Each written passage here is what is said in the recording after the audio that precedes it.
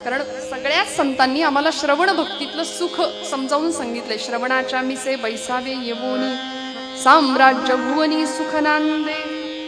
सुख सुख सुख असं व्यवहारामध्ये काहीच नसतं. आपल्याला वाटतं सुख आहे, पण सुखाचं नाणं उचलायला गेलो की दुःखाचा काटा आपोआप त्याच्या मागे असतोच. हे मात्र आम्ही सर्रास विसरून जातो. त्यामुळे सुख हे असं काहीही नसतं. प्राप्त परिस्थितीमध्ये समाधानी राहणं हीच सुखाची खरी व्याख्या आहे. प्राप्त परिस्थितीमध्ये आम्हाला समाधानी राहता येईल का, बस तेवढं जमलं की आम्ही सुखी. त्यामुळे श्रवणातलं सुख आम्हाला संतांनी वारंवार सांगितलं. माझी ज्ञानोबा माऊली, खरं तर माऊलींचा तसा स्वभाव नसताना सुद्धा ज्ञानेश्वरीमध्ये प्रतिज्ञा करतात. एक क्रांतिकारी प्रतिज्ञा माऊली करतात. तरी अवधान ऐकले दिजे मग सर्व सुखासी पात्र होईजे. हे प्रतिज्ञोत्तर माझे उघड ऐका.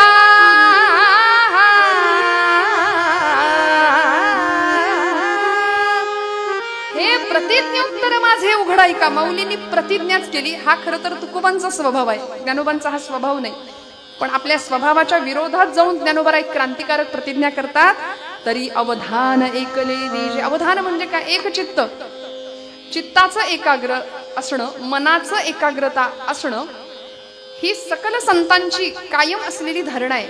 आमच्या चित्ताच्या एकाग्रतेविषयी 12व्या अध्यायामध्ये भगवंतांनी अखंड सांगितलंय. अथ चित्तम समाधातुम न शक्नोषि मयि स्थिरम अभ्यास योगेन ततो मामेच्छाप्तुं धनंजयः. मला प्राप्त करण्याची जर इच्छा आहे धनंजया, हे पार्था, तू जर करत असशील तर तुला काय करावं लागेल? तुला अभ्यास योग साधावा लागेल. आणि दुसरी गोष्ट चित्ताची एकाग्र अवस्था. अथ चित्तम समाधातुम न शक्नोषि मयि स्थिरम. त्यामुळे मनाची एकाग्रता, चित्ताची एकाग्र असणं आध्यात्मिक दृष्टीने किंवा पारमार्थिक क्षेत्रामध्ये अत्यंत अशी महत्वाची गोष्ट म्हणून माऊलींनी पहिला शब्द वापरला. तरी अवधान ऐकले दिजे. लक्षपूर्वक श्रवण करावं. परिणाम काय होणार आहे? मग सर्व सुखासी पात्र होईजे. आणि माऊली असं तसं नाही, हे प्रतिज्ञोत्तर माझे उघड ऐका म्हणतात. मी प्रतिज्ञा घेऊन सांगतो की नवविधातली सर्वश्रेष्ठ असलेली श्रवण नावाची भक्ती ही तुम्हाला सगळ्या सुखाची प्राप्ती करून देईल. मिळतं का नाही सुख इथं? सगळी सुख मिळतात की नाही? तर खरं सांगा. कीर्तनामध्ये सुख मिळतं, म्हणजे आम्हाला निरूपणातलं सुख मिळतं. गाण्यावर ज्यांचं प्रेम आहे त्यांना गाण्यातलं सुख मिळतं. ज्यांना सिद्धांत, तत्वज्ञान, दृष्टांत, विवेचनावर जास्त प्रेम आहे त्यांना त्यातला आनंद मिळतो. ज्यांना अगदीच निद्रा नाश आहे घरी, त्यांना इथं आल्यानंतर तेही सुख मिळतं की नाही? खरं सांगा. अशी लागते की नाही टाळी ब्रह्मानंदी? बरं, काही मंडळी इतकी हुशार असतात की अगदी ट्रँगल निवडून बसतात, म्हणजे बरोबर खांब असा निवडतात. म्हणजे आता इथं बसली ते अजिबात हलू नका, चांगलं टेकून बसलाय बसा, काही माझं म्हणणं नाही. पण काही मंडळी अशी जागा हेरून बसतात की आम्हाला चपला पण दिसल्या पाहिजेत, देव पण दिसला पाहिजे आणि कीर्तनकार पण दिसला पाहिजे. त्यामुळे असं आता हे इथलं नाही मी सांगत, आपण कीर्तनावर प्रेम करता म्हणून मी तुम्हाला काही म्हणत नाही. पण अनेक ठिकाणी आम्ही जेव्हा जातो ना तेव्हा असे अनुभव येतात. पण श्रवणातलं खरं सुख काय आहे? सगळ्या सुखाची प्राप्ती आम्हाला या नवविधातल्या सर्वश्रेष्ठ अशा भक्तीमधनं प्राप्त होते. काय काय मिळतं इथं? येथ मनाचा मारू न करिता. कुठल्याही प्रकारची मनाला शासन देण्याची गरज नाही. माऊली सांगतात इंद्रिया दुःख न देता. देहदंडन करायची गरज नाही, जंगलात जायची. म्हणजे कथा के लिए जाने की हमारी औकात क्या है? कथा के लिए तो वो जाते हैं जिनको बाके बिहारी बुलाते हैं. तिकडून बोलावणं यावं लागतं आणि ते आम्हाला आलंय म्हणून आम्ही इथं आहोत. एवढं कायम पक्क मनात ठेवा. मला तर कायम असं वाटतं की आपलं देवानी सिलेक्शन केलंय. देवानी प्रत्येक गोष्टीसाठी प्रत्येकाची निवड केलेली असते. इथं जी मंडळी गायन क्षेत्रातली आहेत ना त्यांनी सरळ समजायचं, माझं देवानी मला निवडलंय. हजारो माणसं आहेत, माझ्याच गळ्यात सुंदर का सूर दिला असेल तर त्याचं गुणगान गायला. वादन क्षेत्रातल्या मंडळींनी कायम लक्षात ठेवावं की मला देवानी निवडलंय. आपण सगळे इथं आहोत ना, आपलं देवानी सिलेक्शन केलंय. मी किती ठरवलं ना आज नकोच कीर्तन करायला, पण लोक आग्रह करतात कारण ती देवाची इच्छा आहे की इथं यायचं, कीर्तन करायचं, गपचूप आनंद घ्यायचा कीर्तनाचा आणि नामस्मरणाचा. त्यामुळे होय अंग हरिरूप अशी परिणती कीर्तन भक्तीतनं होते. कीर्तन चांग होय अंग हरिरूप. आम्ही आमचे राहत नाही. 2 तासाच्या कीर्तनामध्ये एक क्षण असा येतो की आम्ही आमचे राहत नाही. मग अशा अखिल कोट ब्रह्मांड नायकाच्या ठिकाणी ज्यावेळी आम्ही कृतज्ञता भावाने वंदन करतो तिथे शरण जातो. शरण कसं जायचं? अन्याश्रयाणाम त्यागः इति अनन्यता असं म्हटलंय नारद भक्ती सूत्रामध्ये. देवर्षी नारद म्हणतात कुठल्याही आश्रयाचा त्याग आणि एकच आश्रय भगवंत चरणाचा. त्या आश्रयाजवळ जावं, अनन्य भावाने तिथं लोटांगण घालावं आणि सगळी सुखदुःख तिथं बोलावीत, तिथं सांगावीत. प्रपंचिक माणसाला सुखदुःख सांगायला जायचं नाही. जाऊ देवाची या गावा, घेऊ तेथेची विसावा, तेथेची विसावा, घेऊ तेथेची विसावा. जाऊ देवाची या गावा, घेऊ तेथेची विसावा.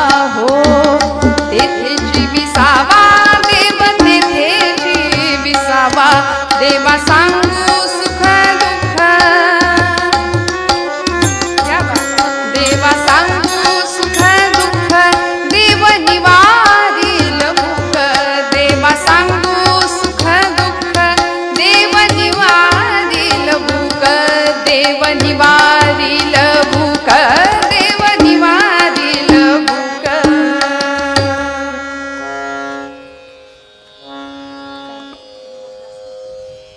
तुका म्हणे आम्ही बाळे या देवाचे लढीवाळे. थोडासा रिवर्ब कमी करा, पूर्ण बंद करू नका, किंचित. पंढरीनाथ भगवान की. महाराज म्हणाले जाऊ देवाची या गावा, घेऊ तेथेची विसावा. देवा सांगू सुख दुःख, देव निवारील भूक. देवाला सुख सांगायचं असेल तर त्यालाच सांगायचं, दुःख सांगायचं असेल तर त्यालाच सांगायचं. संसारी माणसाला सुख आणि दुःख सांगायच्या भानगडीत पडायचं, कारण संसारी माणसं अजून ट्रॅफिक वाढवतात. बघा ना, तुम्ही सरळ सांगा ना, जा ना, कसं काय चाललंय, बरं आहे का हो? समोरनं उत्तर येतं, बरंच म्हणायचं. माझं उत्तम चाललंय असं म्हणणारी माणसं खूप कमी आहेत. माझं सगळ्यात छान चाललंय, एकदम उत्तम आहे, आरामात आहे असं म्हणणारी माणसं कमी आहेत. चालायचंच, कसं तरी चाललंय, बरंच म्हणायचं, अशी निगेटिव्हिटी असणारी माणसं खूप आहेत आजूबाजूला आमच्या. आणि लोकांचा नकार आमची असलेली ऊर्जा खाऊन टाकतो. त्यामुळे नकारार्थी माणसाच्या सहवासात राहायचंच नाही. फार कायम साधू संत सत्पुरुष संतांचा संग, ग्रंथांचा संग, आणि मग संतांच्या सहवासात आल्यानंतर जीवनाकडे बघण्याचा अत्यंत सुंदर असा दृष्टिकोन आम्हाला प्राप्त होतो, जो तुकोबराय आम्हाला या अभंगाच्या माध्यमातून देतायत. भगवंताचं एक वेगळं विलक्षण, अनेकांनी भगवंतांना त्या रूपात पाहिलं, पण तुकोबराय त्या भगवंतांना धर्माची मूर्त असं अभंगात म्हणताय. देवाचं वर्णन करत असताना देवाचं सामर्थ्य, देवाचं स्वरूप आम्हाला तुकोबराय सांगतायत की जे सामर्थ्य, जे स्वरूप आणि जो स्वभाव भगवंतांचा आम्ही भागवत ग्रंथाच्या प्रथम श्लोकामध्ये ऐकलेला आहे. सच्चिदानंद रूपाय विश्वोत्पत्त्यादि हेतवे तापत्रय विनाशाय श्रीकृष्णाय वयं नमः. भगवंतांचं स्वरूप, सामर्थ्य आणि स्वभाव सांगितलं या ग्रंथामध्ये, या श्लोकामध्ये. देव कसा आहे? सच्चिद आनंद रूपाय. सत्स्वरूप आहे, चित स्वरूप आहे आणि आनंद स्वरूप आहे. विश्वोत्पत्त्यादि हेतवे हे देवाचं सामर्थ्य आहे. सगळं विश्व त्यांनी निर्माण केलंय. विश्वाच्या उत्पत्ती, स्थिती आणि लय या तीनही गुणांना किंवा तीनही स्थितींना तो कारण आहे. विश्वाची उत्पत्ती त्यांनी केली, पालन पोषण त्यांनीच केलं आणि संहार करता सुद्धा तोच आहे. एकोहम बहुस्याम असं त्याला वाटलं, तो एकटा होता, अनेक झाला, अनेकाची निर्मिती केली आणि एवढं सगळं करून सगळ्यामध्ये आहे आणि कशातच नाही असा तो भगवंत. आणि शेवटचं तिसरं त्याचं स्वरूप किंवा त्याचा स्वभाव सांगितला, तापत्रय विनाशाय. देव त्रिविध तापांचं निराकरण करणारा किंवा त्रिविध तापांपासून आमची मुक्ती करणारं ते परमात्म तत्व आहे, ते ब्रह्म आहे, ते अखिलकोट ब्रह्मांडाचं नायकाचं स्वरूप आहे. तुकोबराय या अभंगामध्ये त्याची स्तुती गातायत. एखाद्याची स्तुती तेव्हाच गावी लागते. आता व्यवहारामध्ये सुद्धा आपण असंच करतो. एखाद्याकडून काही आपलं काम असेल किंवा काम साधायचं असेल तर आपण त्याची स्तुती गातो. बाबा तुझ्यासारखं माणूस मिळणार नाही, तू आहेस म्हणून. 4 बायका एकत्र जमल्या, आपण म्हणतो तुला म्हणून सांगते बाई, तू आहेस म्हणून तुझ्यासारखा स्वभाव कुठं बघितला नाही, जरा 100 रुपये देते का ग? एखाद्याची स्तुती करावी. आता तुकोबरायांची अशी भावना नाहीये, पण भगवंत षड्गुणैश्वर्य संपूर्ण आहे, गुणाचा स्वामी आहे, तो गुणाधीश आहे भगवंत, गुणा संपन्न असलेला परमात्मा आहे. मग त्याचे गुण तुकोबराय आधी गातात आणि मग पुढच्या सगळ्या चरणांमध्ये महाराज त्यालाच गोड असं मागणं मागतायत, गोड मागणी करतायत की देवा तू कसा आहेस, तू धर्माची मूर्त आहेस, धर्माची तू मूर्ती, तुझं सामर्थ्य असं आहे, पाप आणि पुण्य या सगळ्याचा लेखाजोखा तुझ्याकडे आहे. किंबहुना आम्ही काय करावं, सकल विश्वावर तुझी सत्ता असल्या कारणाने आमचं पापही तुझ्या हातात आहे आणि आमचं पुण्यही तुझ्या हातात आहे. वस्तुतः हाच प्रश्न भगवद्गीतेमध्ये लक्ष देऊन ऐका, अर्जुनाने भगवंतांना विचारला होता की देवा तू असं म्हणतोस विभूती योगामध्ये इंद्रियाणाम मनश्चास्मी, सकल इंद्रियांच्या मध्ये मन म्हणजे मी आहे, तर मग मला सांग अथकेन प्रयुक्तोयम पापंचरति पुरुषः अनिच्छन्नपि वार्षणेय बलादीव नियोजितः. जर मन म्हणजे तू असशील तर अथकेन प्रयुक्तोयम पापंचरति पुरुषः. माणूस पाप का करतो, आणि पाप शरीर नाही करत, पाप मन करतं. आधी मनात पाप वासना किंवा पाप भावना येते आणि मग शरीराकडून कर्म घडतं. मग देवा जर मन म्हणजे तू असशील तर मनुष्य पाप करतो, मग या पापाची जबाबदारी तू घ्यायला तयार आहेस का? तेव्हा भगवंत आपले हात वर करतात, हे बघ तुमचा त्या पापाशी माझा संबंध नाही आणि पुण्याशी संबंध नाही, मी निराळा आहे सगळ्यापासून. का? रजस्तवश्च मनसो वंश दोषा उदारतो, ते मन रजतमांच्या आहारी जातं आणि पाप करतं. मग मी कुठे आहे? अत्यंतिक सात्विकताच्या ठिकाणी आहे, तिथं मी आहे, असं भगवंत गीतेमध्ये सांगतात. आणि हे तुकोबांना ज्ञात आहे, कारण महाराजांची गाथा किंवा महाराजांचे अभंग हे असे तसे नाही आले. महाराज म्हणतात पाहिली पुराणे धांडोळीली दरुशने. आम्ही असं तसं नाही बोलत, मनाला येईल ते वेदांचा तो अर्थ आम्हासीच ठावा, इतरांनी वाहवा भार माथा. त्यामुळे अनेक प्रकारची पुराणं शास्त्र ढुंडाळून आम्ही मग हा वेदांचा अर्क तुमच्यापर्यंत आणून ठेवलाय की भगवंताचं असं स्वरूप, त्याची अशा स्वरूपामध्ये स्तुती केली की आता धर्म हा शब्द जिथं येतो ना तिथं पाप आणि पुण्य, विधी आणि निषेध, हे करावं आणि हे करू नये, हे आपोआप येतं, त्याच्यामध्ये अनस्यूतच आहे. म्हणून भगवंताचं वर्णन करताना तुकोबराय प्रथम चरणामध्ये करतायत धर्माची तू मूर्ती. देवा मी तुला मागायला आलोय, तू कसा आहेस? तू धर्माची मूर्त आहेस. परमात्मा गोपाल कृष्ण असू दे, पंढरीनिश परमात्मा असू दे, अगदी सगळेच अवतार आमचे ज्यावेळी अवतार घेतात, दशावतार आपल्याला माहिती आहेत, भागवतामध्ये 24 अवतारांच्या कथा आहेत. हे सगळे भगवंतांचे अवतार कशासाठी अवतार घेतात? त्या अवतारामागचं एकच रहस्य भगवद्गीतेमध्ये भगवंतांनी सांगितलंय. परित्राणाय साधूनां विनाशाय च दुष्कृतां धर्म संस्थापनार्थाय संभवामी युगे युगे. पुन्हा पुन्हा संभव, पुन्हा पुन्हा गर्भवास, पुन्हा पुन्हा युगायुगांमधून मी अवतार का घेतो? तर याचं एकच कारण आहे, धर्मरक्षावया अवतार घेसी आपुल्या पाळीसी भक्तजना अंबऋषीसाठी जन्म सोशी येले दुष्ट निर्दाळिले किती एक. मी पुन्हा पुन्हा अवतार, पुन्हा पुन्हा जन्म का घेतले? तर धर्माचं रक्षण करण्याकरता. साक्षात धर्मच भगवंतांच्या रूपाने प्रत्येक वेळी अवतीर्ण झाला. म्हणून तुकोबराय सांगतात की तू देवा असा तसा नाही, तू साक्षात धर्माची मूर्त आहेस. आणि वसिष्ठ मुनी भगवान प्रभू रामचंद्रांना सांगतात रामो विग्रहवान धर्म. रामप्रभू साक्षात धर्माची मूर्त आहे आणि रामप्रभूंचा हा उत्सव आहे. काय प्रभूंचं रूप आहे? तुलसीदासांनी वर्णन केलं, श्रीरामचंद्र कृपालु भज मन हरण भव भन दारुणं. श्रीरामचंद्र कृपालु भज मन हरण भव भय दारुणं. श्रीराम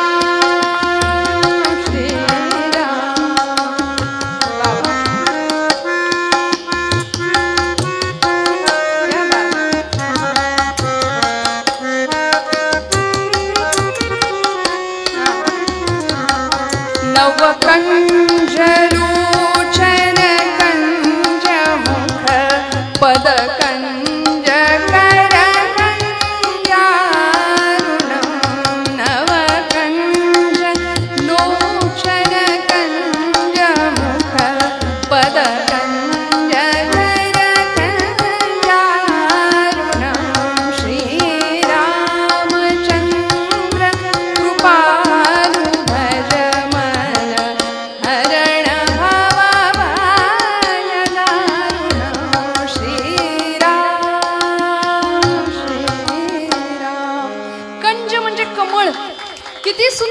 आहे, किती देखणं रूप आहे भगवंतांचं. राजस सुकुमार मदनाचा पुतळा, ही धर्माची मूर्त कशी आहे. नवकंज लोचन, कंज मुख, पद कंज कर कंजारून, कमळासारखे नेत्र, कमळासारखे सुकोमल पाय, कमळासारखे हात भगवंतांचे. कृष्णावतारामध्ये सुद्धा तो तसाच होता, नीलवर्ण मेघश्याम होता. समर्थ म्हणायचे, घनश्याम हा राम लावण्य रूपी, महावीर गंभीर पूर्ण प्रतापी, करी संकटी सेवकाचा पुढावा, प्रभाते मनी राम चिंतित जावा. भगवंतांचं रूप सांगितलं, घनश्याम हा राम लावण्य रूपी. तुकोबराय सांगतात, तू धर्माची मूर्त आहेस. आणि आता धर्म म्हटलं की पाप आणि पुण्य तुझ्या हातात आहे असं म्हणायला हरकत नाही देवा. तू धर्माची मूर्त आहेस. 500 वर्ष प्रभू रामचंद्र साक्षात धर्म सिंहासनावर बसायला वेळ लागला. या भारताच्या इतिहासामध्ये बाबरी मशिदीचा इतिहास आपण जाणतो. इतक्या दिवसांनी, इतक्या वर्षांनी प्रभूंना सिंहासनावर बसवलं. 2024 साली साक्षात धर्म सिंहासनावर बसला. त्या प्रभू रामचंद्रांना 14 वर्षाचा तरी वनवास, पण इथं 500 वर्ष प्रभूंना लागली हो गादीवर बसायला. प्रभू गादीवर बसले, पण समाजामध्ये नको ती मंडळी पुन्हा एकजूट व्हायला सुरुवात झाली नाही का. म्हणून आम्ही भगव भगव भगव करता करता जातीपातीमध्ये इतके विभागले गेलो, किंबहुना संतांना सुद्धा जातीत वाटलं. ज्ञानोबराय अमुक एका जातीचे, तुकोबराय अमुक एका जातीचे, सौतामाळी अमुक एका जातीचे, गोरोबा काका अमुक एका जातीचे, कान्होपात्र अमुक एका. सगळ्या संतांना जातीत वाटलं आणि आम्ही मातीत जायची वेळ आली की आता नाही का. सगळ्यांना जातीत वाटायला लागलो आम्ही. कधी कधी छत्रपती शिवप्रभूंची शिवजयंती झाली, आता मध्ये तिथीनी झाली, तारखेनी झाली, मोठ्या प्रमाणात सोहळे साजरे झाले. पण राजांना म्हणावंसं वाटतं, राजे माफ करा, तुम्ही मराठा या शब्दाची जी व्युत्पत्ती किंवा व्याप्ती मांडली होती ना स्वराज्यामध्ये, त्या शब्दाचा अत्यंत चुकीचा अर्थ आम्ही लोकांनी घेतला. मराठा म्हणजे आम्ही फक्त 96 कुडी 92 कुडी एवढंच म्हणत बसलो. पण तुमच्या लेखी मराठा या शब्दाचा अर्थ होता जो भगव्यासाठी लढतो तो मराठा, जो भगव्याखाली धरातीर्थी पडण्याची तयारी ठेवतो तो मराठा, जो धर्मासाठी मरतो, प्राणांची बाजी लावतो तो मराठा.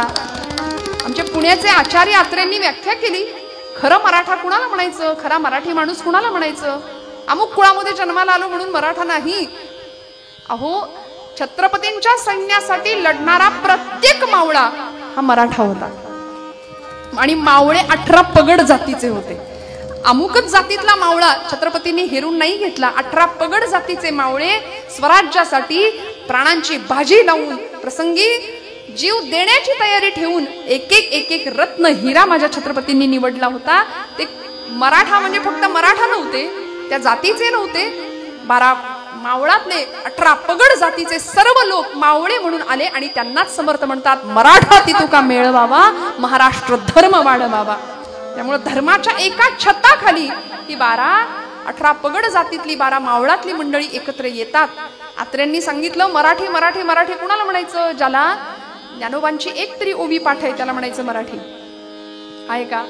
ज्याला तुकोबरायांचा एक तरी अभंग पाठ आहे त्याला म्हणायचं मराठी. आणि ज्यांनी माझ्या शिवछत्रपती प्रभूंचा एक तरी गड पायाखालनं घालून आणलाय त्याला म्हणायचं मराठी. मराठीची व्याख्या आहे. मग आम्ही याच्यात बसत असू ना तर आम्ही मराठी आहोत. छत्रपतींच्या व्याख्येनुसार, समर्थांच्या व्याख्येनुसार धर्माचं एक छत्र सबंध जगावर राहावं हे हिंदू राष्ट्र आहे.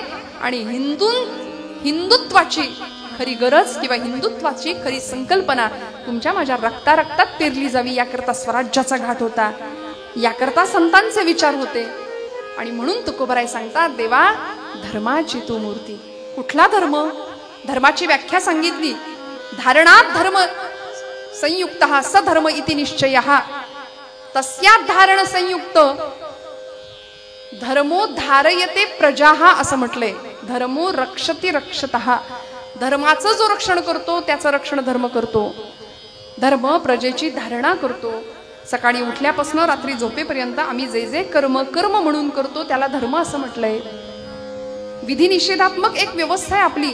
जीवन जगत असताना अमुक अमुक गोष्ट करावी आणि अमुक अमुक गोष्ट करू नये त्याला आम्ही धर्म असं म्हणतो. धर्माच्या अनेक व्याख्या आम्हाला सांगितल्या. ज्यावेळी यक्ष प्रकरणामध्ये कुंती मातेला तहान लागली आणि त्यांचा तो अज्ञातवासात असणारा काळ, सगळ्यात कनिष्ठ पांडव होता सहदेव. तो म्हणाला, आई मी तुझ्यासाठी पाणी घेऊन येतो. तो गेला पाणी आणायला. एका सरोवराजवळ गेला, स्वच्छ पाणी होतं.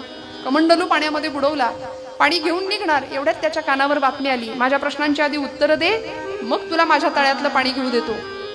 ऐकलं नाही, तिथं मूर्छित पडला. पुन्हा नकुल गेला, नकुलाच्या बाबतीतही तेच घडलं. अर्जुन गेला, भीम गेला, सगळ्यांच्या बाबतीत तेच घडलं. सगळ्यांच्या कानावर आकाशवाणी आली होती की माझं ऐकल्याशिवाय, माझ्या प्रश्नांची उत्तरं दिल्याशिवाय तुला या तळ्यातलं पाणी घेता येणार नाही. ऐकलं नाही. शेवटी धर्मराज युधिष्ठिर त्यांनाच म्हणायचं, जो युद्धी स्थिर आहे त्याला युधिष्ठिर म्हणायचं. जो युद्धी स्थिर. आजही तुमच्या माझ्या आयुष्यामध्ये रोज युद्धाचे प्रसंग आहेत की नाही? रोज आहे. म्हणजे काय आपण ढाल तलवारी घेऊन लढतोय का? नाही हो. पण अखंड संघर्ष आहे, वैचारिक संघर्ष आहे. महाराज म्हणले, रात्रंदिन आम्हा युद्धाचा प्रसंग, अंतर्बाह्य जग आणि मन, अखंड संघर्षजन्य परिस्थिती आहे. पण अशा स्थितीमध्ये काय करायला लागेल? धर्मराजांनी सगळ्या आपल्या चारही भावंडांना पाहिलं. एखाद्याने आकांडतांडव केला असता, तलवार काढली असती, लढण्यासाठी सज्ज झाला असता, पण हात जोडले आणि युधिष्ठिरांनी प्रार्थना केली, हे स्थानदेवतांनो, हे ग्रामदेवतांनो, हे जलदेवतांनो, जो कोणी तुम्ही असाल, कृपया माझी ही चारही भावंड इथं कुठलाही अपराध नसताना मृतवत पडलेली आहेत, ज्याने कुणी हे काम केले तो कृपया माझ्या समोर येईल काय? याला म्हणायचं धर्मराज. इतक्या नम्रतेने बोलल्यानंतर मग तो यक्षराज प्रकट होतो. महाभारतामध्ये हा प्रसंग आहे. आणि मग यक्षराज धर्माला अत्यंत सुंदर असे प्रश्न विचारतात. त्यातला एक प्रश्न होता, राजा, धर्माची दिशा काय असावी? खरा धर्म कुणाला म्हणायचं? काय असावी धर्माची दिशा? धर्मराजांनी एकाच शब्दात उत्तर दिलं होतं, धर्माची दिशा म्हणजे संत. संत आम्हाला धर्माची दिशा दाखवतात आणि संतांनी दाखवलेल्या मार्गालाच आम्ही धर्म असं म्हणतो. आज आमच्या या धर्मावरती अनेक प्रकारचे आक्रमण, हजारो वर्षांच्या परंपरेने, हजारो वर्षांचा इतिहास आहे. नुसते मुघल आले का?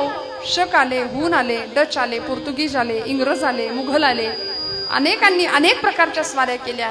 सगळे लुटारू सगळं लुटून नेण्याच्या मागे लागले. पण खरी आमची भारतीय हिंदू संस्कृती नाही कुणाला नेता आली. की आमच्या रक्तात रोमात भिनलेली आहे, नाही नेता आली. का? इतर संस्कृतींचं उत्खनन करून हडप्पा मोहनजोदडो काढता आल्या, पण हिंदू संस्कृती अशी उत्खनन करून मिळणार नाही. ती आमच्या रक्तात आहे, ती आमच्या रोमरोमात आहे. हिंदुत्व म्हटलं, छत्रपती शिवप्रभू धर्मवीर छत्रपती संभाजीराजांचा बलिदान दिवस परवा पार पडला. फाल्गुन वद्य अमावस्येचा दिवस, मृत्युंजय अमावस्या जिला म्हणतात. 39 दिवसांचा अतोनात छळ करून अमावस्येच्या दिवशी अत्यंत निर्घृणपणे माझ्या राजाला औरंग्याने मारलं. धडापासनं मस्तक वेगळं केलं, शिरच्छेद केला, पायापासनं डोक्यापर्यंत इंचा एवढे तुकडे माझ्या राजाच्या देहाचे केले. पण धर्म या एका संज्ञेसाठी, धर्म या एका संकल्पनेसाठी राजाने सगळं सहन केलं. माझ्या शिवछत्रपती नावाच्या पित्यानी, माझ्या बापानी निर्माण केलेलं स्वराज्य चढतं वाढतं. ते साधं सुद्धा नाही, ते प्रतिपाश्चंद्र लेखे व वर्धिष्णूर विश्ववंदिता शाह सुनो शिवसैषा मुद्रा भद्राय राजते या न्यायानी प्रतिपदेच्या चंद्रकोरी प्रमाणे चढणारं वाढणारं माझ्या वडिलांनी निर्माण केलेलं राज्य हे मी राखणार नव्हे. पुत्र कसा होता? धर्म काय पद्धतीने रक्षण केलं असेल धर्माचं? वडिलांनी वाढवलेलं राज्य. पुढच्या 9 वर्षाची फक्त कारकीर्द संभाजीराजांची, 9 वर्ष 9 महिने राज्यावर बसले होते गादीवर. या 9 वर्षामध्ये वडिलांनी निर्माण केलेलं स्वराज्य 1 नाही 2 नाही 5 पटीने वाढवलं. याला म्हणायचं पुत्र भावाईसा गुंडा, ज्याचा तिन्ही लोकी झेंडा. आमची पोरं वडिलांनी मिळवलेलं सगळं घालवतात. वडील म्हणतात आम्हाला मिळालं नाही, आमच्या पोरांना मिळावं म्हणून कमवून ठेवतो. परवा एका आजोबांना विचारलं, म्हणले एवढी चिंता का करताय तुम्ही? का बरं चेहऱ्यावर चिंता आहे? 7 पिढ्या बसून खातील एवढं तुम्ही कमवून ठेवलंय. ते म्हणले बाई ग, 8वी पिढी काय खायली याची चिंता लागली. आम्ही कशाची चिंता करतो? चिंता चिता समायुक्ता बिंदू मात्रम विशेषतः सजीवम दहते चिंता, निर्जीवम दहते चिता. एका अनुस्वाराचा फरक आहे. निर्जीव माणसाला जाळण्याचं काम चिता करते, सजीव माणसाला जाळण्याचं काम चिंता करते. मग ही चिंता सोडावी, परमेश्वराला शरण जावं. तुकोबराय त्याची स्तुती करतात, देवा तू कसा आहेस? तू धर्माची मूर्त आहेस. अवतार घेतला षडगुणैश्वर्य संपन्न म्हणून कृष्णावतारामध्ये ज्ञान वैराग्य ऐश्वर्य यशश्री औदार्य हे साही गुणवर्य वसती जेथ येणे कारणे भगवंत जो निसंगाचा सांगा तू तो म्हणे पार्था दत्त चित्तू होई आता. भग म्हणजे गुण आणि वान म्हणजे व्यापण. गुणांनी जो व्याप्त आहे त्याला भगवान म्हटलंय. आणि असा गुणाधीश गुणांचा स्वामी असलेला भगवंत आहे. त्याच्याकडे किती गुण आहेत? ज्ञान वैराग्य ऐश्वर्य यश श्री औदार्य. तो ज्ञानी आहे. कुठलं ज्ञान? फिजिक्स केमिस्ट्री झूलॉजी बायोलॉजी असलं ते तर होतच हो, त्याला ते तर होतच. पण आत्मस्वरूपाचं ज्ञान असणं अध्यात्मशास्त्राच्या दृष्टीने महत्वाचं आहे ना. मी कोण? स्वतःला कायम प्रश्न विचारत राहायचे. Who I am, who I am, who I am. बघा ना, विचारलं का कधी आपण स्वतःला प्रश्न, मी कोण? उत्तर मिळतं अमुक अमुक अमुक, माझं नाव, माझ्या देहाला दिलेलं नाव. मी कोण आहे? अमुक अमुक अमुक. परत एकदा विचारायचं हु आय एम. आता सांगितलं की अमुक अमुक अमुक माझं नाव. नाही, मी अमक्या अमक्याचा लेख. बर. परत विचारायचं मी कोण? मी या गावचा एक नागरिक आहे, या देशाचा एक नागरिक आहे. मी कोण? परत विचारत राहायचं. मग आम्हाला एक दिवस उत्तर मिळतं अहम ब्रह्मास्मी. मी ब्रह्म आहे, मी तोच आहे, मी त्या भगवंताचा एक अंश आहे. जे निवृत्तीनाथांना उत्तर मिळालं, जे ज्ञानोबांना उत्तर मिळालं, आम्ही चकोर हरिचंद्रमा, आम्ही कला तो पौर्णिमा, हे निवृत्तीनाथांना मिळालेलं उत्तर आहे. जे ज्ञानोबांना मिळालं अनंत वेशे अनंत रूपे देखील आम्ही त्यासी बाप रखुमा देवीवर खुण बाणली तैसी योगी या दुर्लभ तो मिया देखिला साजणी. योग्यांना दुर्लभ असलेला सुद्धा परमेश्वर निर्गुण परमात्मा तो मला बघायला मिळाला. आता धर्माला म्हणजे तुकोबरायांनी त्याला धर्माची मूर्त म्हटलंय. धर्म या संकल्पनेमध्ये देवाला ठेवलंय. धर्म म्हणजे देव, साक्षात धर्म. धर्मच अवताराला आला भगवान गोपालकृष्णांच्या रूपाने. म्हणून तर कृष्णम वंदे जगद्गुरु म्हणून रथाचं सारथ्य करत असताना धर्माचंच संरक्षण करण्याकरता धर्मच स्वतःच उभा राहिला. दुर्योधनाला लाख समजावून सांगितलं होतं, बाबा रे सोड असत्याची बाजू. शिष्टाई करता गेले होते की नाही? तिथं कुठे गेले होते? आपण जागे आहेत ना सगळे? शिष्टाई करता भगवान गोपालकृष्ण गेले दुर्योधनाच्या त्या कौरवांच्या सभेमध्ये. समजावून सांगितलं, दुर्योधना पांडवांना काही नको रे बाबा, 5 गावं मावतील एवढी जमीन दे आणि रिकामा हो ना. कशाला काळजी करतोस? नको ते युद्ध. दुर्योधन म्हणतो 5 गावच काय, सुईच्या टोकावर मावेल एवढी जमीन सुद्धा पांडवांना मिळू देणार नाही. काय करायचं ते कर म्हणले कृष्णा. तुला मी धर्माच्या 4 गोष्टी सांगतोय, ऐक. दुर्योधन म्हणतो जानामि धर्मम नच मे प्रवृत्ती. मी धर्म जाणतो पण मी धर्माने वागू इच्छित नाही. माझी ती प्रवृत्तीच नाही. मी धर्म जाणत नाही असं नाही, मी धर्म जाणतो. जानामि अधर्मम नच मे निवृत्ती. मी अधर्म जाणतो पण मी अधर्म सोडणार नाही, तिकडून निवृत्ती घेणारच नाही. त्यामुळे धर्म अधर्म खरा समजावून सांगण्याकरता भगवंतालाच धर्म रूपाने अवतीर्ण व्हावं लागलं. आणि मग धर्म पालन करणाऱ्यांच्या मागे स्वतः हा धर्म उभा राहिला. धर्माचं रक्षण करणाऱ्यांच्या मागे स्वतःच धर्म रक्षण करता उभा राहिला. कशा पद्धतीने रक्षण केलं, किती पद्धतीने रक्षण केलं हे मी सांगायला नको. कृष्णचरित्र रामचरित्र आपण जाणता. रावणाचा विध्वंस केला, रावण वध केला, खऱ्या अर्थी धर्मरक्षण केलं भगवंतांनी. कंसाच्या छातीवर मुष्टी प्रहार त्रैलोक्याचा भार होऊन भगवंत आले. कंस संपला, धर्माचं रक्षण केलं भगवंतांनी. अनेक भक्तांचा संहार केला, पालन केलं, पोषण केलं. अनेक अवतारामध्ये प्रल्हादासारख्या लहान बाळासाठी भगवंत त्या दैत्याच्या सगळ्या अटी मंजूर करून ना मानव ना दानव, ना घरात ना बाहेर, ना दिवसा ना रात्री म्हणून नरसिंह रूपाने जन्माला आले, अवतार घेतला. काय करावं या धर्माच्या मूर्तीने? साक्षात धर्मच पुन्हा पुन्हा पुन्हा पुन्हा भगवत अवतार म्हणून जन्म घेत होता, मूर्त स्वरूपामध्ये येत होता. म्हणून तुकोबरायांनी त्याचं गुणगान गायलं, त्याची स्तुती केली. धर्माची तू मूर्ती पाप पुण्य तुझे हाती. आणि आता देवा तू असा आहेस ना, तू एवढा मोठा आहेस ना, तुझी सत्ता, तुझं सर्व व्यापकत्व, तुझं सामर्थ्य मी तुला सांगतोय, त्याची प्रार्थना केली. बरं का, आता ज्याला मागायचंय तो केवढा मोठा आहे महाराज त्याचं वर्णन करतात. तुका म्हणे व्यापक नभा होई अणुचाही गाभा. एवढा व्यापक आहे भगवंत, किती त्याचं व्यापकत्व सांगावं. विश्वरूप दर्शन योगामध्ये भगवान गोपालकृष्ण अर्जुनाला दर्शन देतात. अनंत रूपोदर वक्त नेत्रम पश्यामि त्वां सर्वतोऽनंत रूपम नान्तं न मध्यं न पुनस्तवादिं पश्यामि विश्वेश्वर विश्वरूपम अनंत बाहूदर वक्त नेत्रम. आधी नाही, अंत नाही, मध्य नाही, काहीच कळेना त्याचं. अखिल कोट ब्रह्मांडाचा नायक. केवढी मोठी व्याप्ती आहे त्याची.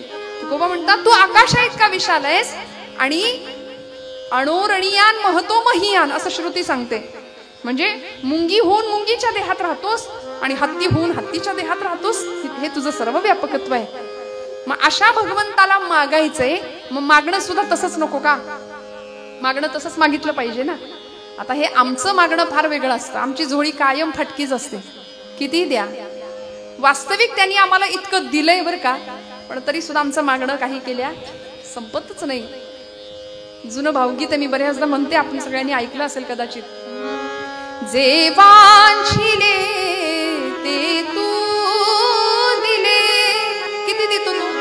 इच्छा करा तो कल्पतरू आहे. इच्छा करायचा अवकाश भगवंत देतात. अशक्य ही शक्य करतील स्वामी. जे वांछिले ते तू दिले कल्पद्रुमा हे आदिमा हे अंतिमा हे आदिमा हे अंतिमा. जे वांछिले ते तू दिले कल्पद्रुमा हे आदिमा हे अंतिमा. वा वा. काय सामर्थ्य आहे त्याचं. या मातीचे आकाश तू, या मातीचे आकाश तू. शिशिरात या मधुमास तू, शिशिरात या मधुमास तू. देशी मृता तू अमृता, देशी मृता तू अमृता. पुरुषोत्तमा हे आदिमा हे आदिमा हे अंतिमा.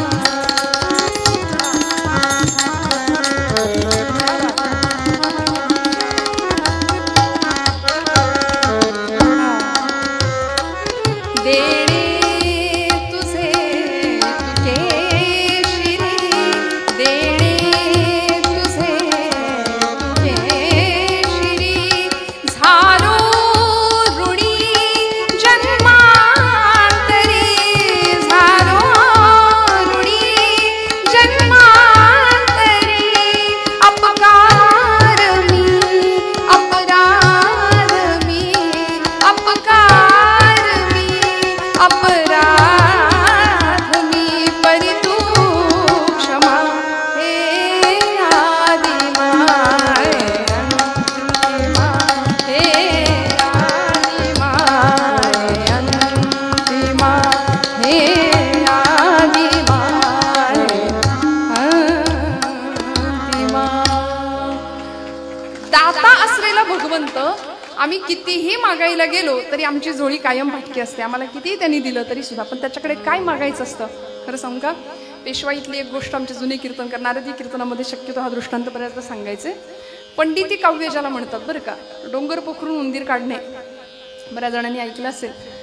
काय पेशवाईच्या काळामध्ये पेशवे सरकार असे निघालेत रस्त्यानी आणि थंडीचे दिवस. एक असा रस्त्यावर माणूस बसलेला आहे. आता दाता कोण आहे म्हटल्यानंतर काय मागितलं पाहिजे? तुकोबारायांना ठाऊक आहे देणारा सर्वज्ञ सर्वसाक्षी सर्वशक्तिमान भगवंत आहे. मग त्याच्याकडं मी काय मागितलं पाहिजे? म्हणून तुकोबाराय पुढचं मागणं मागतातच आहे. पण देणारा कोण आहे याची ओळख होणं फार गरजेचं असतं. मग काय मागितलं जावं? ते पेशवे असे निघाले होते रस्त्याने. एक माणूस असा थंडीने कुडकुडत त्या कठ्ठ्यावर बसलेला आणि पेशव्यांनी त्याला विचारलं, बाबा रे काही तुला हवं आहे का, काही मदत हवी आहे का? तो म्हणाला हो हो. आणि त्यांनी मागायला सुरुवात केली. येथे सह्याद्री कन्या पतिसुत ललना यौवना माझी जेव्हा, रामस्त्री नामका नात्यजुनी उरत जे पीडिते फार आम्हा. हस्ती हस्तेंद्र वृंदांतक मुख रिपुचे नाम पूर्वार्ध नाही. या लागी स्मासुतेशा अरि अनुज सखी स्वल्पही येत नाही. पंढरीनाथ महाराज की जय. आता याचा सगळ्याचा अर्थ मी थोडक्यात सांगते, आपण टेन्शन घेऊ नका अजिबात. येथे सह्याद्री कन्या पतिसुत ललना यौवना माझी जेव्हा. आता पटपट पटपट जागे असेल तर मला उत्तर दे, ते रिवर्ब बंद करावं. पंढरीनाथ महाराज की जय. येथे सह्याद्री कन्या, सह्याद्री पर्वत आहे, पर्वताची कन्या कोण कोण बोला ना, तुम्ही जागे आहात, आपली ओळख नाही का? तुम्ही नाराज आहे का माझ्यावर? हा म्हणा ना. येथे सह्याद्री कन्या, सह्याद्री कन्या म्हणजे पर्वताची मुलगी. कुणाला म्हणता येईल? कुणाला? जी पर्वतातून उगम पावते ना, ती कोण? नदी. याला पंडिती काव्य म्हणायचं बरं का. सह्याद्री कन्या पती सुत ललना, तिचा पती म्हणजे कोण? बोला पटपट, पूर्वरंग संपवायचंय पटकन आपल्याला.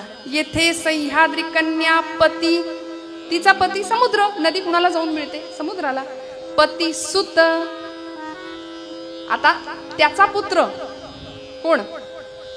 समुद्राचा पुत्र कोण? येथे सह्याद्री कन्या पती सुत. अडकली आपली गाडी इथं बरं का. आता सांगा पटकन, त्याचा पुत्र कोण? बरं जाऊ दे, आपण सगळे आपले ते दिवस आठवा बरं जुने.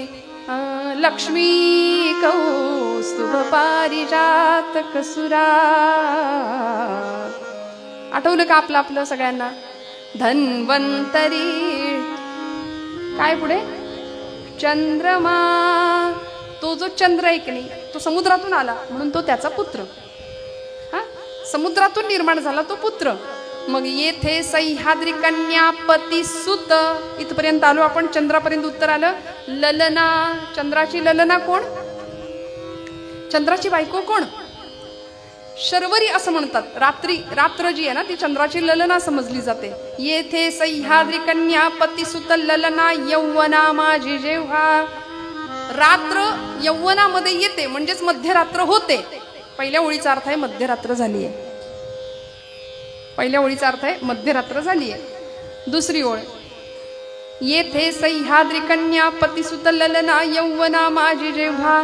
राम स्त्री नाम कानात यजुनी उरत जे पीडिते फार आम्हा. राम स्त्री, रामाची स्त्री सीता. नाम काना, सीता या नावातला एक काना आहे तो काढून टाका, काय उरतं? सीत.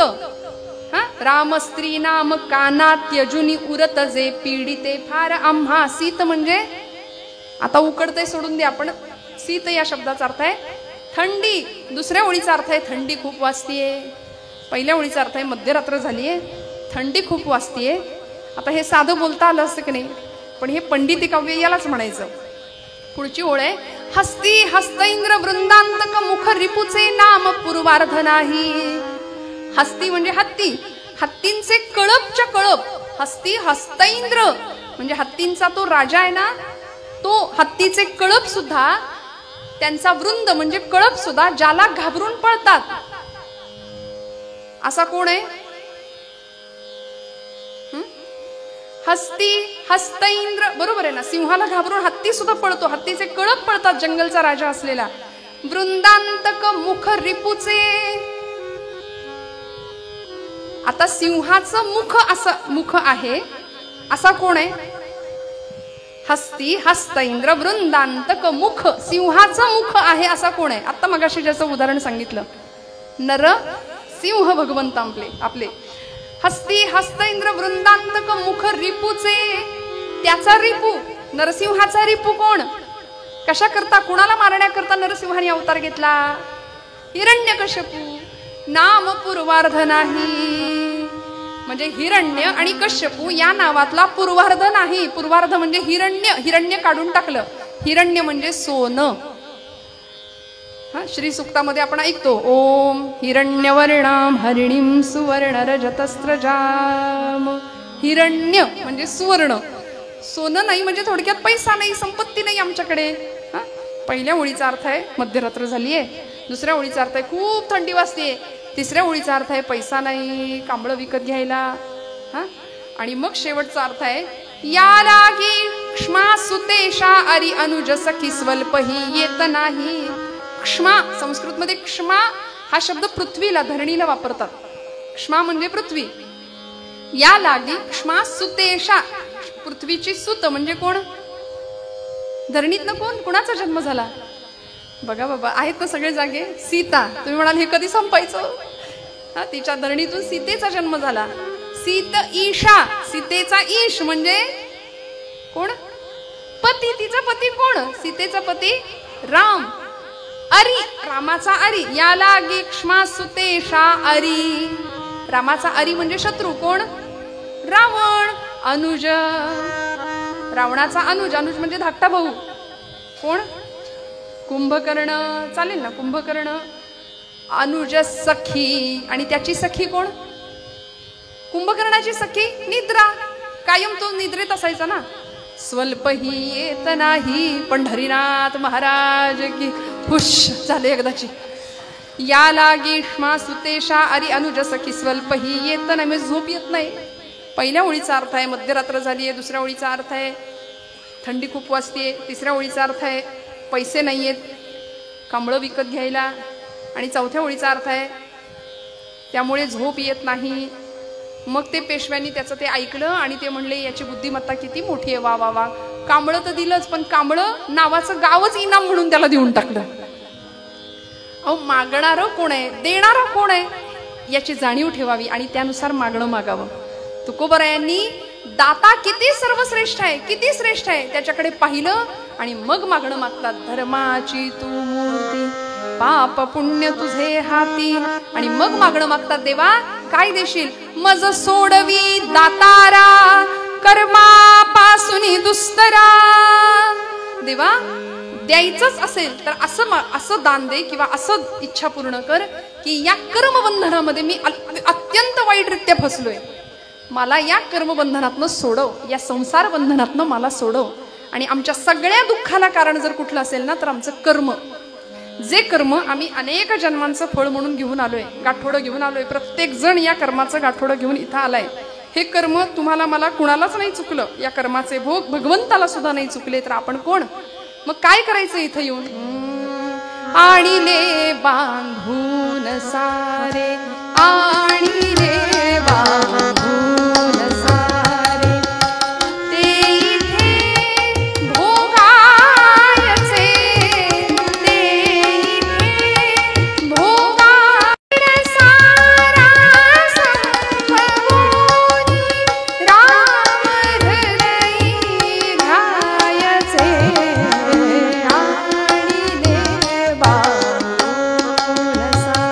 बांधून घेऊन आलोय आपण प्रत्येक जण.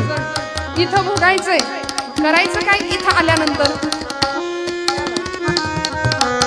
आशा तृष्णा मोह सारे, पाश हे तोडायचे. काय ते कर्तव्य माझे, भार हे राखायचे. राम रंगी रंगोनी, स्वानंद भुवनी जायचे. आणिले बांधून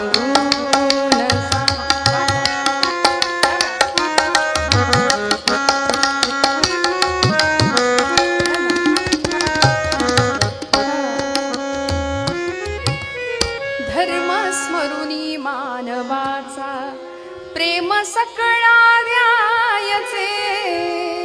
काय ते कर्तव्य माझे, भान हे राखायचे. जे जे बांधून आणलेलं कर्माचं गांड सरकतोय. अरिस्टॉटल म्हणायचा, change is the only constant thing. या जगामध्ये स्थिर काय असेल तर बदल. बदल ही एकमेव अशी गोष्ट आहे की जी स्थिर आहे. अखंड बदलत राहतो आपण, अखंड बदलत राहतो. संसार परिवर्तनशील आहे, अखंड परिवर्तन होत राहतं. आणि मग या संसारामुळे, या कर्मबंधनामुळे आम्ही असे गुरफटलो याच्यामध्ये की आम्ही दुःखाला कारण ठरलो. आमच्या वाट्याला दुःखच यायला लागलं वारंवार. साधी गोष्ट आहे, आम्ही संसाराला धरलंय की संसाराने आम्हाला पकडलंय? झोप आली का? हा, काय म्हणणं आहे आपलं? संसाराला आपण धरलंय. जुना दृष्टांत सांगितला जायचा तुकोबरायांचं त्याच्यावर प्रमाण सुद्धा आहे. एका राजाने एक माकड पाळलं होतं आणि त्या माकडाची परीक्षा घेण्याकरता राजा प्रधानाला घेऊन जंगलात गेला. एका झाडाच्या ढोलीमध्ये मुठभर फुटाणे त्यांनी टाकले आणि माकडाला सांगितलं, म्हणजे माकडाला आता ते फुटाणे दिसले तसं ते माकड आपोआप धावत गेलं आणि त्या झाडाच्या ढोलीमध्ये त्यांनी हात घातला. फुटाणे भरून मूठ भरून फुटाणे घेतले आणि आता बाहेर हात काढायला लागला तर तो हात काही बाहेर येईना, हाताचा आकारमान वाढलं. मूठ भरली फुटाण्यांनी. गरज काय होती? मूठ सोडण्याची. मूठ सोडली असती हात आपोआप बाहेर आला असता, पण ते शेवटी माकडच. म्हणजे ही माकडाचीच गोष्ट आहे बरं का. ते माकड मूठ काही केल्या सोडायलाच तयार नाही. संसाराला आपण धरलंय की आपण संसाराला धरलंय हा प्रश्न आहे आपला. त्या माकडाला कळेनाच, अरे मूठ सोड, हात आपोआप बाहेर येईल, पण मूठ सोडायला तयार नाही. गरज होती मूठ सोडण्याची. राजाने युक्ती केली, प्रधानाला सांगितलं, एक पेढ्यांचं ताट आणून ठेवा बरं, माकडाला दिसेल अशा अंतरावर. त्या माकडाला दिसेल अशा अंतरावर पेढ्यांचं भलं मोठं ताट आणून ठेवलं. ते माकड बरं का पेढ्यांकडे पाहतंय पण मूठ काही सोडेना. पेढ्यांकडे लक्ष आहे, पेढ्यांकडे पाहतंय, मूठच सुटेना त्याची. गरज काय होती? मूठ सोडण्याची. हात आपोआप बाहेर आला असता. फुटाणे श्रेष्ठ की पेढे श्रेष्ठ? पेढे मिळाले असते ना, पण पेढ्यांकडे पाहतंय पण फुटाणे सोडायला तयार नाही. मग राजाने एक युक्ती केली, पोत भरून फुटाणे आणून ठेवले त्याला दिसेल अशा अंतरावर. मग मूठ सुटली. बघा, त्यापेक्षा म्हणजे मिळालेल्या सुखापेक्षा सर्वोच्च सुख आम्हाला प्राप्त होतंय. नश्वर अशा प्रापंचिक सुखापेक्षा साक्षात भगवत परमात्म्याचं सुख संतांनी आम्हाला दिलंय. सर्व सुखाचे आगर बाप रखुमा देवी बरो. तुका म्हणे माझे हेच सर्व सुख पाहिन श्रीमुख आवडीने. सगळं सुख तिथं विटेवर वाट पाहतय ना आपली, हे कळतंय, पण मूठ सुटेना माकडाची, पण मूठ सुटेना. आपल्या सगळ्यांची मूठ सुद्धा अशीच आपण आवळून धरली आहे ना. संसार सुटत नाही. कर्मबंधनामध्ये इतके अडकलो, कर्माचे भोग भोगतोय, पण हे कर्मभोग सुद्धा शिथिल करण्याचे काम परमात्मा करू शकतो. या कर्मबंधनातनं सुद्धा सुटका करण्याचं काम परमात्मा करू शकतो. म्हणून तुकोबराय सांगतात, दुस्तर असं कर्मबंधन माझ्या मार्गात आलंय, त्या कर्मबंधनातनं माझी मुक्तता कर परमेश्वरा. मज सोडवी दातारा कर्मापासून दुस्तरा. करिसी माझा अंगीकार. मला स्वीकार भगवंता, माझा अंगीकार कर. जसा गणिका असलेल्या कान्होपात्रेचा सुद्धा तू अंगीकार केलास. ध्रुव बाळाला, प्रल्हादाला, सुदाम्याला सगळ्यांना जवळ केलंस. एका कुब्जेला सुद्धा तू कृपा केलीस. अनेक भक्तांचा उद्धार केलास. तसा माझा सुद्धा अंगीकार कर. आणि मग तुकोबराय सांगतात, जीवीच्या जीवना तुका म्हणे नारायणा. पंढरीनाथ भगवान की. तू माझ्या जीवाचा सुद्धा जीव आहेस. जीवीच्या जीवना, माऊलींची सुद्धा विरहिणी आहे. जीवीची या जीवा, प्रेम भावाची या भावा. तुझ वाचुनी केशवा वडे. जीवीची या जीवा, जीवीची या जीवा, प्रेम भावाची या भावा. जीवीची या जीवा, जीवीची या जीवा, प्रेम भावाची या भावा. जीवीची या जीवा. अतिशय सुंदर असं भगवंताचं आणि आपलं नातं तुकोबराय सांगताय. तू माझ्या जीवाचा सुद्धा जीव आहेस भगवंता. माझ्या आतमध्ये असलेली चैतन्य शक्ती की जी तू आहेस, तुझ्यामुळं मी चालतोय, बोलतोय, हसतोय. श्रोते हो, हे सगळं असावं जीवनामध्ये. परमेश्वराचा अत्यंत सुंदर असा वरदहस्त कृपाहस्त असावा. भगवत स्वरूप, भगवत विचार जर आमच्या जीवनाला त्याचा स्पर्श असेल ना. बघा ना, कपडे फाटले तर शिवता येतात, विचार फाटके असतील तर काय करायचं? कुठे शिवाल? किती टाके घालायचे? सगळ्या आयुष्याच्या चिंध्या व्हायला काय वेळ लागतो? त्यामुळे विचार समृद्ध जीवन असावं. आणि मग संयम, संस्कार, कौशल्य, ज्ञानदृष्टी या सगळ्याचाच परिपाक जीवनामध्ये व्हावा, परिपोष जीवनामध्ये व्हावा. आणि मग जीवन असं समृद्ध एका विशिष्ट दिशेला उंचीवर जाऊन पोहोचावं. ते कसं होतं ते कुणाचं होतं उत्तर रंगामध्ये बघूया. पूर्व रंगात मी इथे थांबते. झालेल्या घेतलेल्या अभंगाचा एकदा आठव आणि मग उत्तर रंगाला सुरुवात.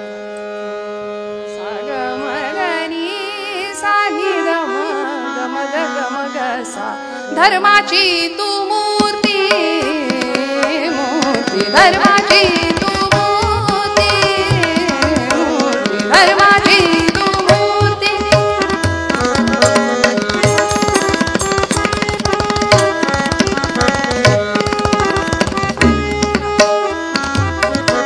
धर्माची तू मूर्ती धर्माची तू मूर्ती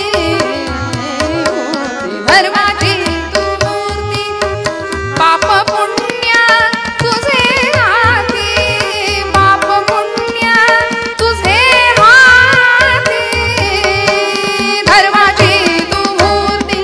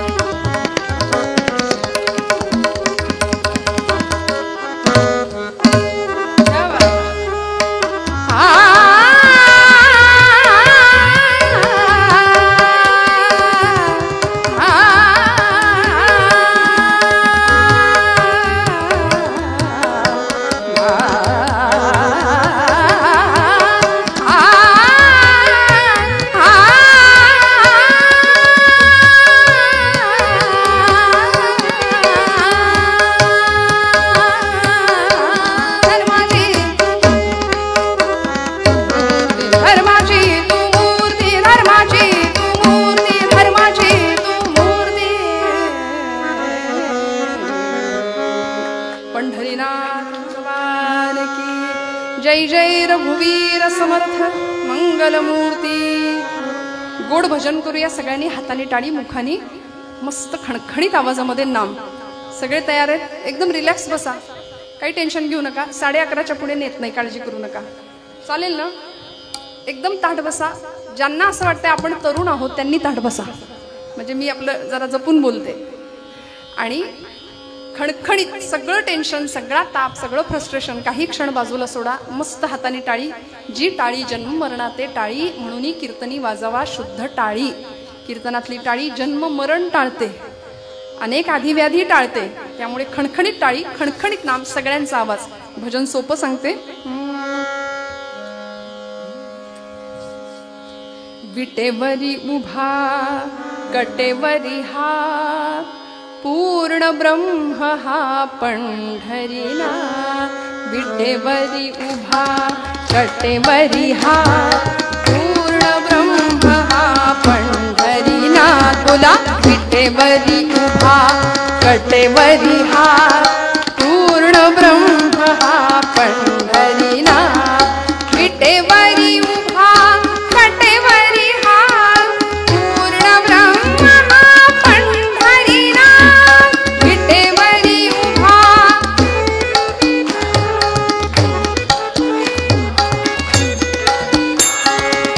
विटेवरी उभा कटेवरी हात पूर्ण ब्रह्म हा पंढरीनाथ.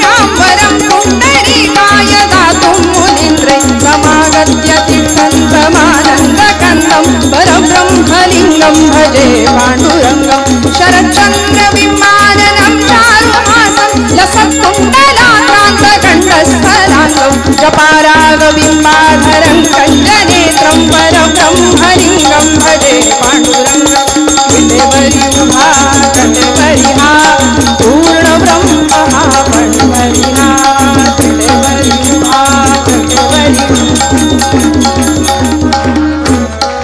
पंढरीनाथ भगवान की राजाधिराज प्रभु रामचंद्र महाराज की जय जय रघुवीर। तुमचा आवाज आला का आता? म्हणजे मला सांगा हो, तुम्ही मला काही ऐकू आलं नाही म्हणून विचारते। खणखणीत नाम घ्यावं तेव्हा भक्तीचा आनंद आहे श्रोते हो। आमच्यापैकी बरीच मंडळी अशी टाळी वाजवतात, म्हणजे वाजू की नको वाजू की नको वाजू की नको म्हणतोय ते देवालाही कळलं नाही पाहिजे। खणखणीत नाम घ्यावं, खणखणीत टाळी वाजवावी। मी कशाला माझं जात ग फिरते बहुत,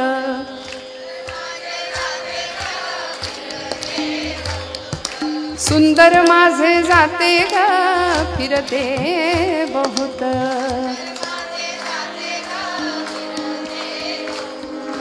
ओव्या गाऊ कौतुके तू ये रे बा विठ्ठला।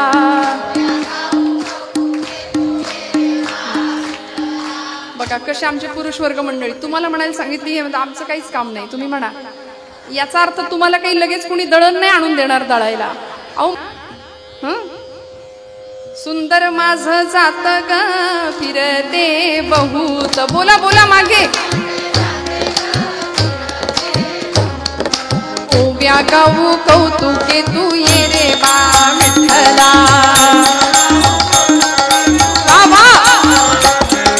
ये रे बा विठ्ठला, आहा हो ये रे बा विठ्ठला। ये रे बा विठ्ठला तू ये रे बा विठ्ठला। ये रे बा विठ्ठला तू ये रे बा विठ्ठला। बाबा ये रे बा विठ्ठला तू ये रे बा विठ्ठला।